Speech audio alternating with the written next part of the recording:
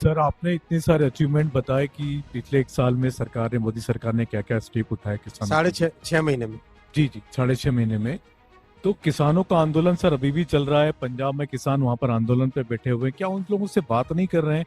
हम लोग तो कन्विंस हो जाते हैं आपकी बात से, क्या उनको कन्विंस नहीं कर पा रही सरकार? आप हरियाणा के चुनाव के दौरान अगर घूमे होंगे, किसानों ने कितना जबरदस्त फीडबैक दिया था कि आंदोलन वर्सेस रियल वेलफेयर वर्सेस किसानों का भला कैसे इन 10 वर्षों में हुआ। आपने खुद ने देखा, आपने फीडबैक भी शेयर किया था मेरे साथ। 3 नंबर 3 ये इससे Shams from Urdu media.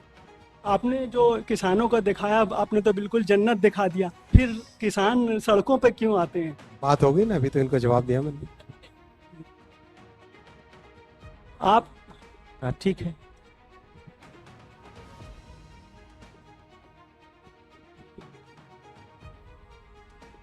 Twenty six. Sir, मेरा नाम सचिन बुधौलिया है, मैं यूएनआई से हूँ। मेरा सवाल ये है कि जो डीएपी 1350 पर बैग का है, ये किसानों को एक तो मिलना कब से शुरू हो जाएगा, क्योंकि उनका बेसिक मूल सवाल यही होगा। और दूसरी चीज़, ये जो स्कीम लॉन्च की है, ये 1350 आगे उनको लगातार मिलता रहेगा, ये कब तक का उनको रहेगा? देखो, सीजन के हिसाब से डीएपी मिलता है और लास्ट ईयर भी ठीक से सप्लाई हुई थी। इस साल भी तैयारी उसकी ऑलरेडी, जैसे सीजन में जैसे रिक्वायरमेंट होगी सप्लाई मिलेगी। और इसमें मैंने आपको, जैसा पहले एक और मित्र ने जो पूछा था, साथी ने, अप टू 3850 करोड़ रुपीस की सब्सिडी आज के कैबिनेट में अप्रूव हुई है। भविष्य के फैसले जैसे होंगे वैसे मैं बताऊँ। अंतिम प्रश्न है आप टू। आप ठीक है, उनके बाद आप पूछ लीजिएगा। अंतिम 2 प्रश्न लेंगे। ठीक, आप यार प्रश्न का 78 फिर 2 नंबर। हेलो सर, प्रशांत हूँ मैं, न्यूज़ 24 से। डीएपी डिस्ट्रीब्यूशन का बड़ा इशू रहता है। अभी भी उत्तर प्रदेश के चुनाव में भी देखा गया, विपक्ष ने बड़ा जबरदस्त मुद्दा बनाया है कि डीएपी मिलती नहीं। मतलब हर सभा में भी ये मुद्दा बनाया गया। तो कितनी सच्चाई है डीएपी? आप देखो, मैं आपको बताया, अभी एक साथी ने जब पूछा था मैंने जवाब दिया आपको। सीजन जब चालू होता है एग्रीकल्चर का, फर्टिलाइजर के डिस्ट्रीब्यूशन के लिए शिपिंग, पोर्ट से लेके रेलवे, कोऑपरेशन और फर्टिलाइजर, ये चारों के चारों मंत्रालय, 3 तो मेन जिसका डे टू डे रिव्यू होता है, और एकदम ठीक टाइम पे पहुंचे, ठीक जगह पे पहुंचे, इसकी व्यवस्था होती है। अगर कहीं पे लोगों ने मुद्दा बनाया तो वो अपने पीरियड के डिस्ट्रीब्यूशन को भी याद करें। उनके टाइम में लाठियां चलती थी और आज स्मूथ डिस्ट्रीब्यूशन होता है। करीब करीब 3000 रुपये से ज़्यादा में ये बैग मिलता, 50 किलो का डीएपी फर्टिलाइजर का। लेकिन प्रधानमंत्री श्री नरेंद्र मोदी जी ने बहुत स्पष्ट तौर पे आज कैबिनेट में कहा है कि 1350 रुपये में ही डीएपी का बैग मिलेगा। और ये भी सभी जो लोग ब्लैक मार्केटिंग करने का प्रयास करते हैं, जो लोग किसानों को ठगने का प्रयास करते हैं, वो लोग भी जान ले कि 1350 रुपये से ज़्यादा अगर किसी ने लेने की कोशिश की, उनके अगेंस्ट भी राज्य सरकारें, और मैं राज्य सरकारों को निवेदन भी करूंगा कि वो उनके against strict action, legal action ले। साथियों, इस पूरे पैकेज की कॉस्ट करीब करीब 3850 करोड़ रुपए की आएगी।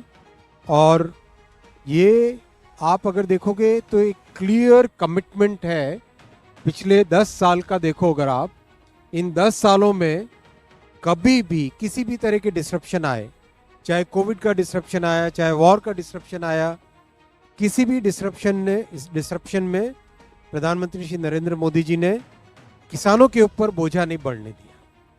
उन्होंने वो सारा बोझा सरकार के कंधों पे लेना उचित समझा। और इसका एक स्पष्ट, अगर डेटा में देखें आप, तो 4 से 14 में सब्सिडी फर्टिलाइजर्स की जाती थी करीब करीब 5.5 लाख करोड़। 4 से 14 में, 2004 से 2014 में, 2014 से 24 में ये करीब 12 लाख करोड़ हो गई, 11.9 लाख करोड़। यानी डबल से भी ज़्यादा सब्सिडी इन 10 सालों में किसानों को फर्टिलाइजर्स पे दी है।